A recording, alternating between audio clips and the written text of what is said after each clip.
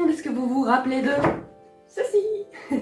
C'est le petit jeu que j'avais fait, un petit jeu de société, il y a, je sais plus exactement, quelques mois, je crois, l'année dernière.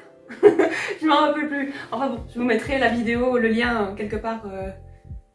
C'est de ce côté-là? Bref, je vous mettrai le lien quelque part par là au-dessus. Ce que j'aimerais bien faire cette fois-ci, c'est le même genre de jeu, mais en un petit peu plus complexe. Alors pas non plus un truc trop difficile, hein, parce que j'ai pas envie non plus d'y passer des semaines, mais un petit jeu sympa où on fait les courses.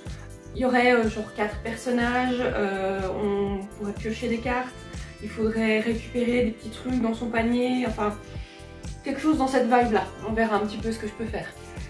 C'est parti, hein, on va commencer par l'élaboration du jeu. Wow.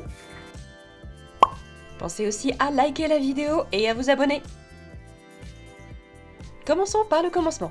Il nous faudra un plateau de jeu. Comme le thème c'est de faire les courses, mais les courses dans le village de la forêt, j'ai dans l'idée de faire un plateau qui reflète ça avec des arbres tout autour et de l'herbe au milieu. Je veux pas que ce soit trop chargé non plus parce que en pleine partie il y aura quand même pas mal de choses sur le plateau.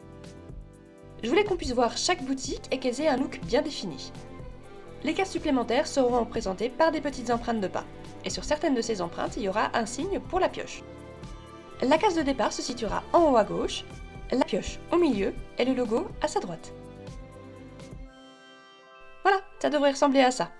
Ce sera sujet à quelques modifications, bien sûr, hein, mais ça donne une idée globale. Donc on a le croquis, on peut travailler sur le plateau plus en détail. J'ai tenté de faire en sorte que chaque boutique soit unique et qu'on se rende compte que les animaux de la forêt se sont servis de différents objets pour construire le bâtiment. La librairie a été créée dans une vieille souche, pour les légumes on est dans une caisse, et pour les fruits dans un carton à chaussures.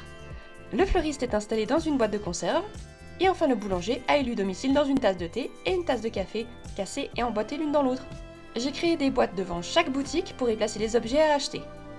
J'en ai profité pour dessiner ce qui sera les pions objets que je terminerai bien sûr sur un autre calque avec les pièces. Pour les couleurs du plateau, j'ai fait simple. Je voulais pas que ce soit trop chargé, hein, surtout après avoir posé les cartes, les jetons et les pions. Je ne sais pas si ça se voit bien, mais j'ai tenté de dessiner plusieurs types de pattes. Sauf que j'ai pensé bien plus tard que j'aurais pu aussi faire des sabots en fait et des empreintes d'oiseaux, hein, puisqu'il y en a dans le village. Mais bon, tant pis. Pour ce qui est de la couleur des boutiques, j'ai essayé de les rendre le plus mignonnes possible, tout en gardant un aspect que je souhaitais, c'est-à-dire fabriqué à partir d'objets trouvés. C'est peut-être pas hyper logique, je sais que le village a aussi bien des souris que des vaches, mais pour faire plus simple, tout le monde a approximativement la même taille. C'est pas très logique donc, mais bon, une vache sur les pattes arrière en robe qui fait pousser des légumes non plus, alors le réalisme, hein. Pour les pions personnages, j'aurais pas de process à vous montrer. J'ai réutilisé des designs que j'ai créés pour des stickers, de la papeterie à imprimer et des fonds d'écran pour le Coffee Membership. Comme à cette étape, j'avais déjà dessiné 23 pions, un plateau et 20 cartes, je me suis offert le luxe du recyclage. J'ai pris les 4 personnages les plus différents possibles, avec ma préférée, cette adorable petite chauve-souris. Non mais regardez-moi ça, elle est trop mignonne. Oh. Ça se fait de s'auto-congratuler comme ça sur ses propres dessins? Je m'en fous. Bref. Après ça, j'ai repris les contours des jetons objets sur une autre page. J'ai créé les pions pour les sous, avec une pièce de 2 en doré, une pièce de 1 en argenté et une pièce de 50 centimes dans les tons plus bronze. J'ai ensuite mis en couleur tous les objets. Heureusement, c'était rapide, parce que, c'est pas très grand, quoi. Je suis pas hyper satisfaite des pions, je les trouve un peu trop réalistes par rapport au reste du jeu. Enfin, je sais pas trop, je sais pas ce que vous en dites. Ils sont pas vilains, hein, mais c'est juste qu'ils sont pas assez cartoonesques, peut-être. Après ça, l'étape la plus longue, les cartes, que j'ai dû refaire 2 fois. Youpi! Procreate, le logiciel que j'utilise pour dessiner, a bugué et s'est fermé alors que j'étais en train d'assembler des calques. Et quand je l'ai réouvert, il avait fusionné tous mes calques et impossible de revenir en arrière. J'ai dû donc magouiller un truc, j'ai pris une capture d'écran de la vidéo de mon timelapse pour redessiner la totalité des cartes. 20 cartes à refaire à 23 h. Yay! Et en plus de ça, une partie de la vidéo est corrompue à chaque fois que j'essaie de l'exporter, histoire de rajouter une couche. Mes péripéties mises à part, il y a donc 20 cartes partagées entre carte chance et carte malchance. Il est possible de passer son tour, perdre un objet, gagner un objet, aller directement à une boutique ou trouver une pièce. Avec une carte ultime qui permet à tout le monde en même temps, après une bonne petite tasse de thé revigorante, de se rendre à la prochaine boutique en même temps. Ma carte préférée, c'est évidemment celle-là.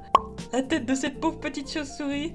Et en plus, elle a des ailes. Elle n'a même pas besoin de marcher techniquement. Et en plus, elle se mange un caillou.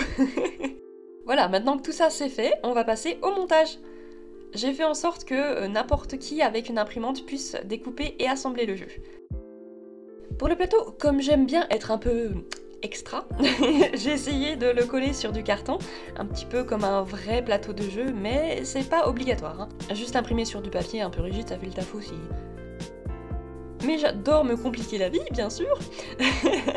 J'ai coupé 4 morceaux de carton de taille égale, que j'ai collés à l'arrière, après avoir collé les deux parties ensemble, bien sûr. J'ai laissé un petit écart entre chaque morceau de carton pour pouvoir facilement plier.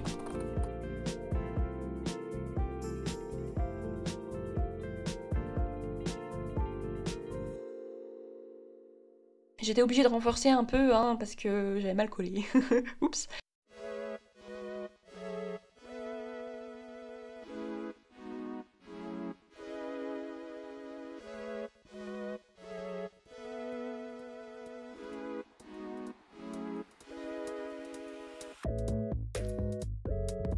Après ça, découpage de la boîte aux angles, repli et colle.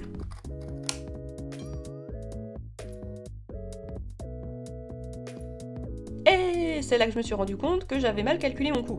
Donc j'ai modifié mon fichier et j'ai coupé sur celui que j'avais déjà imprimé. Et puis j'ai collé les angles.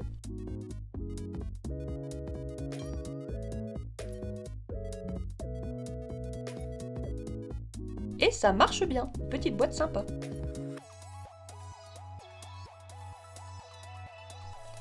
Ensuite c'était découpe, découpe, découpe.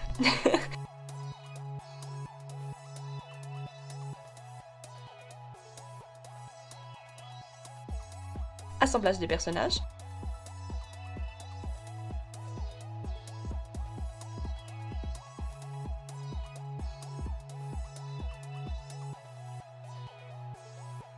Et enfin, une petite partie.